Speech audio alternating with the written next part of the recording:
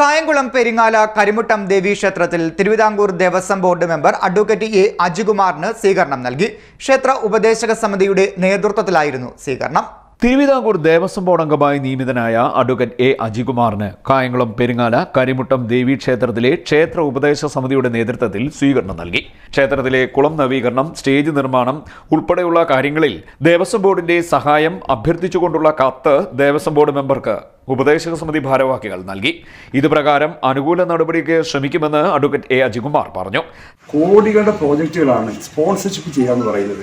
ടാറ്റയുടെ ആളുകൾ വരുന്നുണ്ട്. ടാറ്റ ആളുകൾ വന്നിട്ട് കോടിക്കണക്കിന് രൂപയുടെ കാര്യം ചെയ്യാമെന്ന് പറയും. എന്ന് പറയുന്ന പോലെ കരിമുട്ടത്തമ്മയെ ഭയഭക്തി ബഹുമാനത്തോടെ സ്നേഹിക്കുകയും ആരാധിക്കുകയും ചെയ്ത് ഒരുപാട് സമ്പത്തുള്ള ആളുകൾ കാണും. സമ്പത്ത് മാത്രം പോലെ സന്മനസ്സും വേണം. അവരൊക്കെ വിചാരിച്ചാൽ നമുക്കിതൊന്ന് ഡെവലപ്പിലൂടെ ഓഡിറ്റോറിയം ഇതിൻ്റെ കെട്ടിലും മറ്റുമെല്ലാം മാറ്റം വരുത്തി ഉത്സവത്തിനും വേണമെങ്കിൽ കല്യാണം വരണമെങ്കിൽ നമുക്കില്ലേ അങ്ങനെ നമുക്ക് ആലോചിക്കാം. സാധാരണ മനുഷ്യന് ഒരു അഭയകേന്ദ്രമായി ഇപ്പോൾ ഒരു ശീതീകരിക്കപ്പെട്ട ഒരു ഓഡിറ്റോറിയൊക്കെ വേണമെങ്കിൽ എത്രയാണ് വേണ്ട? 2 ലക്ഷം 3 ലക്ഷം രൂപയ്ക്ക് വരൂ ഇല്ലേ? അത് നമുക്ക് അത്താണ് ഒരു അഭയകേന്ദ്രമാണ്. ആ രൂപത്തിൽ നമുക്ക് ദേവസ്വം ബോർഡ് ചെയ്യാൻ കഴിയുന്ന എല്ലാ കാര്യങ്ങളും ചെയ്യാം. നിവേദനം തന്നിട്ടുണ്ട്, ആ നിവേദനം പരിശോധിക്കാം. ഒരുപാട് കാര്യങ്ങൾ നമ്മുടെ ചുറ്റുമുള്ള ക്ഷേത്രത്തിൽ ചെയ്തുകൊണ്ടിരിക്കാൻ ഇപ്പോൾ തന്നെ വീട്ടുകാരിൽ 19 ലക്ഷം രൂപ പുതിയ ക്ഷേത്രത്തിൽ കൊടുത്തു. ചെട്ടുളങ്ങര അമ്മയുടെ ക്ഷേത്രം 4 വിറ്റ് ഇരുട്ടാണ്.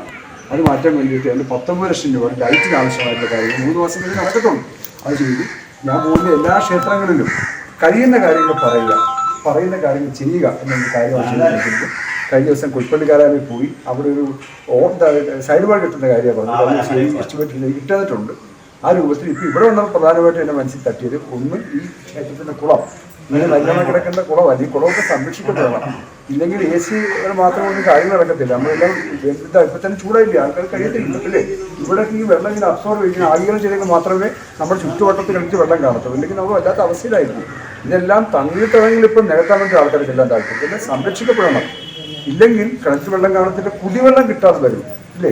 അതുകൊണ്ട് തീർച്ചയായിട്ടും ഇത് നമുക്കിപ്പം മെല്ലമായി കിടക്കുകയാണ്. ഇത് ശുദ്ധീകരിക്കണം. ക്ഷേത്ര ഉപദേശത്തെ മുൻകൈ എടുക്കണം.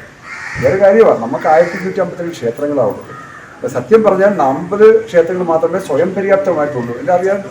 ബാക്കിയെല്ലാം അന്തിത്തിരി കത്തണമെന്നുണ്ടെങ്കിൽ ദേവസ്വം ബോർഡിൻ്റെ ഫണ്ടിനെ ആശ്രയിച്ചിരിക്കുന്ന ക്ഷേത്രങ്ങളാണ് ബഹുഭൂരിപക്ഷവും. അപ്പോൾ അതുകൊണ്ട് അവർക്ക് ചെയ്യാൻ കഴിയും. ഞങ്ങൾ സഹായിക്കേണ്ടവരാണല്ലോ. പക്ഷേ ഉപദേശ സമിതിയും കൂടെ മുൻകൈയിൽ നമുക്ക് സംയുക്തമായ കാര്യങ്ങൾ ചെയ്യാം.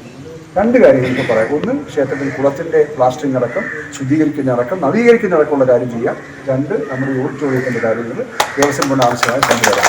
അത് ഒരു ഘട്ടമായിട്ട് നമുക്ക് കാര്യങ്ങൾ നീക്കാം കേട്ടോ. എൻ്റെ നാട്ടിൽ നിങ്ങളൊക്കെ എല്ലാം എനിക്ക് ഓരോരുത്തർ പേര് പറയുമ്പോൾ എനിക്ക് എല്ലാവരും പേര് പറയേണ്ടി വരും.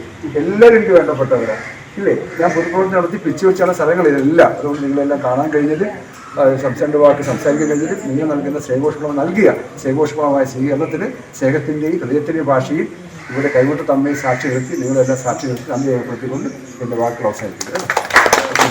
ചടങ്ങിൽ ക്ഷേത്ര ഉപദേശക സമിതി പ്രസിഡന്റ് ബിപിൻ അൽകർമ അധ്യക്ഷനായി.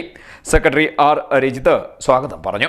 17ാം വാർഡ് കൗൺസിലർ ബിജു ആർ, മറ്റ് ഉപദേശക സമിതി അംഗങ്ങൾ, ഭക്തജനങ്ങൾ, നാട്ടുകാർ തുടങ്ങിയവർ പങ്കെടുത്തു. CDNet news, Kayamkulam.